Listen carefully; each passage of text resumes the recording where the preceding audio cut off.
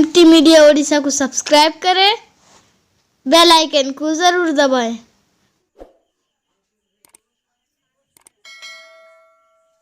मेरे दोस्तों बुजुर्गों, कुरान इस्लाम तो इसीलिए आया था कि उससे पहले वाले लोग यही करते थे। कुरान भी यही कहता है, इन्ना वजदना आबाना, हम अपने बाप दादा को ऐसा ही देख कर आए हैं, हम ऐसा ही करेंगे। कुरान आया कि नहीं, बाप दादा को देख कर न करो, अपने माहौल को देख कर न करो, अपने माशरे को देख कर न करो, बकर जो नबी बताएं, तुम्हारे पास जो नबी भेजे गए हैं उस नबी के बताने के मुताबिक किया करो। जो नबी जो किताब न लाए हैं उस किताब के मुताबिक किया करो। नबी के जो शहदाई और फिदाई हैं, उनके सहाबा इकराम हैं, उनके कंपेनियंस हैं, उनके देखकर उनको आइडियल बनाओ, उनको अपना क्राइटेरिया जिंदगी का, अपने किसी काम का क्राइटेरिया बनाओ। और कुरान ने ऐलान कर दिया कि सबसे बेहतरीन क्राइटेरिया, सबसे बेहतरीन आइडियल, सबसे बेहतरीन नमूना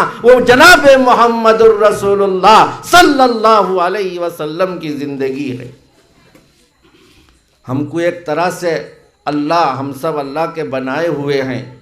अल्लाह ताला ने हमें बनाने के बाद यूं ही नहीं छोड़ दिया, कैसे ज़िंदगी गुजारनी है, मौत तक के सारे सूरत हाल को वाज़े करके रख दिया, सारी चीज़ें बतला दिया है। अब अगर कामयाबी है तो सिर्फ उन्हीं रास्तों में है जिसको अल्लाह ने और अल्लाह के रसूल ने बयान किया है। अगर अल्लाह और उसके रसूल के बयान करदा कामों से हटकर अगर हम कोई काम करते हैं तो यकीनन इसमें हम मनमानी करते हैं। कुरान क्या कहता है, लक़द कान लकुम फ़ी रसूलिल्लाहि उस्वतुन हसना। अल्लाह ताला ने इरशाद फरमाया कि ऐ लोगों, तुम्हारे लिए सबसे बेहतरीन नमूना वो मुहम्मदुर रसूलुल्लाह सल्लल्लाहु अलैहि वसल्लम के तरीक़ा है, मुहम्मदुर रसूलुल्लाह की ज़िंदगी है। आप सल्लल्लाहु अलैहि वसल्लम की सुन्नत सबसे बेहतरीन नमूना है।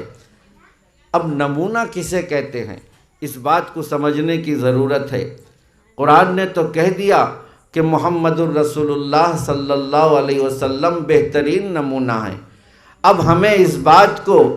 एक मिसाल से समझने की ज़रूरत है कि नमूना है क्या चीज़। ये किस जानवर का नाम नमूना है?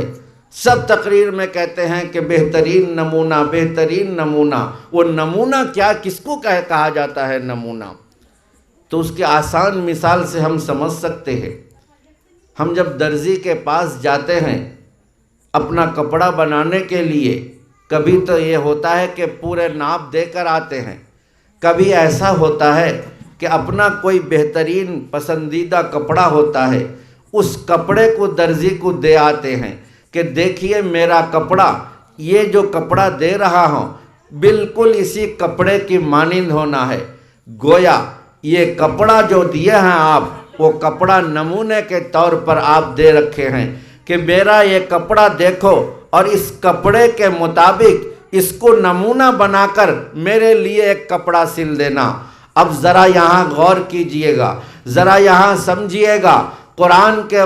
मकसद को, कुरान के उस बयान करदा उसूल को समझिएगा। जब कुरान ने कह दिया कि मुहम्मदुर रसूलुल्लाह सल्लल्लाहु अलैहि वसल्लम तुम्हारी ज़िंदगी के लिए एक नमूना है, अगर तुम बेहतरीन ज़िंदगी चाहते हो, अगर अच्छी ज़िंदगी चाहते हो, खुशगवार ज़िंदगी चाहते हो, सवाब वाली ज़िंदगी चाहते हो, खैर वाली ज़िंदगी चाहते हो, भलाई वाली ज़िंदगी चाहते हो, अगर आप चाहते हो कि आपकी पूरी ज़िंदगी हंसी खुशी गुजर जाए तो और दुनिया भी अच्छे से गुजरे, आखिरत भी अच्छे से गुजरे, तो आप अपने हर काम में मुहम्मदुर रसूलुल्लाह सल्लल्लाहु अलैहि वसल्लम को नमूना बना लो।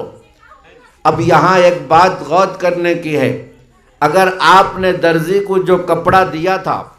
अगर वो उस कपड़े के बियाई नहीं उसी के मुताबिक कपड़ा सिल कर दिया है तो आप खुश होंगे, शाबाशी देंगे। कभी अगर आपका खुशी का ठिकाना नहीं रहा تو آپ جو اس کو اس کی اجرت سے زیادہ بھی پیسے دیں گے کہ آپ میرے بالکل پسند کے مطابق جو نمونہ دیا تھا بالکل اسی نمونے کے مطابق آپ نے میرا کپڑا سل دیا ہے، لہٰذا آپ کے اجرت سے بڑھ کر میں اور آپ کو دے رہا ہوں، خوشی سے آپ انعام دیں گے۔ اور اگر درزی نے خدا نہ خواستہ اپنے مرضی کے مطابق آپ نے جو نمونہ دیا تھا اس کے اندر کچھ بڑھا دے،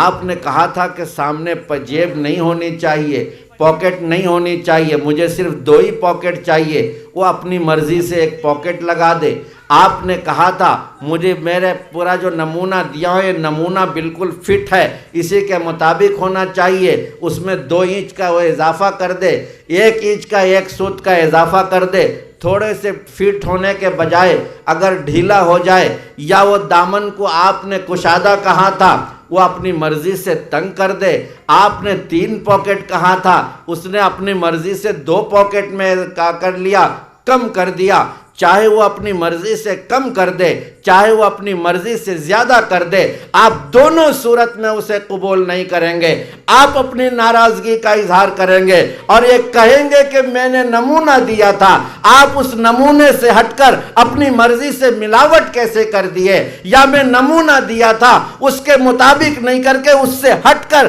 آپ نے اس میں کمی کیسے کر دی، گویا آپ کو اس میں کمی بھی برداشت نہیں، آپ کو اس میں زیادتی بھی برداشت نہیں، کیونکہ وہ آپ کے نمونے کے خلاف ہوا ہے۔ آپ کو کبھی اس پر اتنا غصہ آ جائے گا کہ آپ اس کپڑے کو اٹھائیں گے اور درزی کے منہ پر دے ماریں گے، نہیں چاہیے مجھے تمہارا اس طرح کا کپڑا، غصے سے واپس آ جائیں گے، بجائے انعام دینے کے آپ اس کپڑے کو اسے منہ پر دے ماریں گے۔ میرے بھائیوں، بزرگوں، دوستوں، قرآن اسی فلسفے کو سمجھا رہا ہے، قرآن یہی بات بتلا رہا ہے۔ میں بھی تمہیں زندگی گزارنے کے لیے پوری زندگی کے لیے ایک نمونہ دے رکھا ہوں، اسی نمونے کے مطابق تمہاری زندگی گزرنی چاہیے، تمہارا ہر کام اسی نمونے کے مطابق ہونی چاہیے۔ ایصال ثواب بھی کرتے ہو، نمونہ محمد الرسول اللہ کو بناؤ، جلسہ عقیقہ کرتے ہو،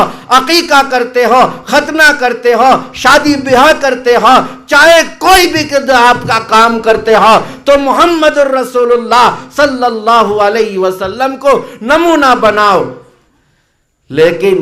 اگر آپ نے اس میں اپنی طرف سے کچھ ملا دیا،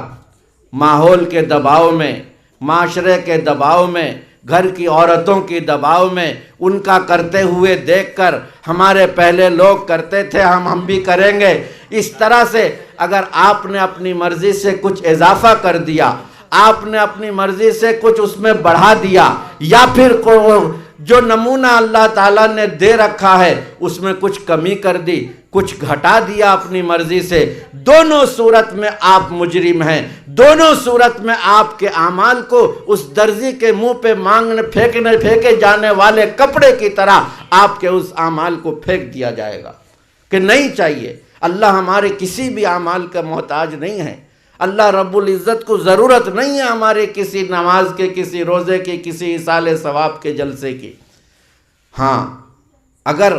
جو طریقہ اللہ نے بتلایا ہے، جو طریقہ اللہ کے حبیب سرکار دو عالم صلی اللہ علیہ وسلم نے بتلایا ہے، جس طریقے پر عمل کر کے صحابہ اکرام نے اپنی زندگی گزاری ہے، اگر اس کے مطابق ہم عمل کر لیں گے تو پھر اللہ خوش بھی ہوگا۔ جس طرح درزی کو انعام دیا گیا تھا، ٹھیک اسی طرح اللہ تعالیٰ ثواب بھی دیں گے اور 10 گنا ثواب دیں گے۔ قرآن کہتا ہے کہ کوئی مومن مسلمان اگر ایک نیکی کرتا ہے تو اللہ تعالیٰ اس کو 10 گنا ثواب دیتے ہیں، انعام کے طور پر دیتے ہیں۔